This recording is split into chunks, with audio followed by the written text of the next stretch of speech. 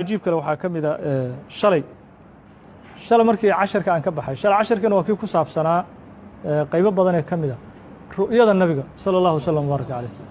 man ra'aanii fi lmanaam fasayaraanii fi lyaqada fa ina shaydaana laa yatamahalu bi marka gabar casharka dhegaysanaysay oo maraykan dadka casharka uga tixan ka mid ahayd ayaa isla markiiba isoo wacday guriga markaan tegey markaasay waxay igu tiri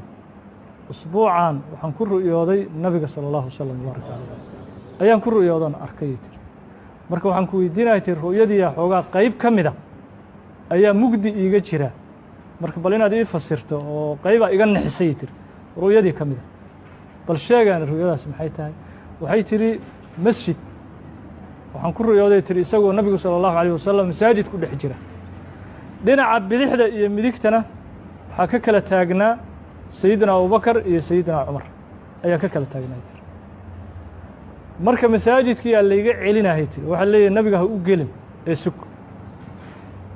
ka bacdina hooyaday ayaa gacanta i qabatay tiri gabadha maxaad u celinaysaan markaasaa nabigii la ii geeyey sala allahu wasalam wabaaraka caleyh nabigii sala allahu wasalam wabaaraka caleyh waxay tihi markii la ii geeyey ayaan waxaan damcay nabiga inaan ku boodo sala allahu wasalam wabaaraka calayhi oo nabiga aan shumiyo ayaan isku dayey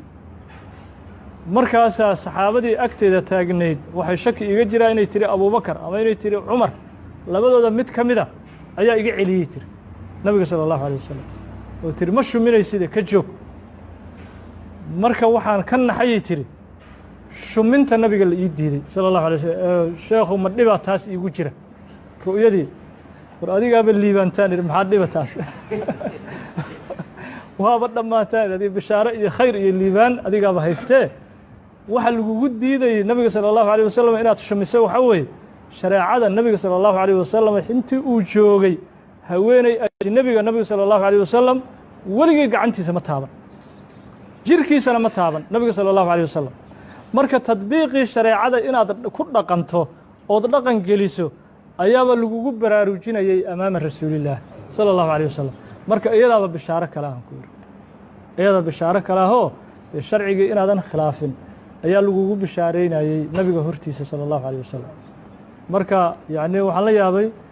muwaafaqada yani ru'yadii nabigaan ka sheekeynaynay casharkii shalay isla markii isoo wacday waxay tiri ru'yada waxa i xasuusiyey casharkaad akhrinaysay ayaa isoo xasuusitay tiri waxaa kaloo jiray sidaas oo kale sheekh la dhihi jiray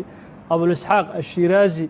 sheekhan iskale kitaabkan atanbiih iyo kitaabkan almuhadab oo imaamu nawowi uu sharxay qisadiisu waa mashhuur oo siyar aclaaman walaa uu soo guuriyey taajudiin asubkina wuxuu ku soo guuriyey dabaqaat shaaficiya alkubraa ayuu ku soo guuriyey wuxuu yihi nabigan ru'yo ku arkay sala allahu wasalam wabaaraka caleyh markaasuu wuxuu igu yidhi yaa sheekh uu igu yidhi nabigu sala allahu alayh wasalam yaa sheekh marka abulisxaaqu shiraazi wuxuu yidhi wax la igu yeero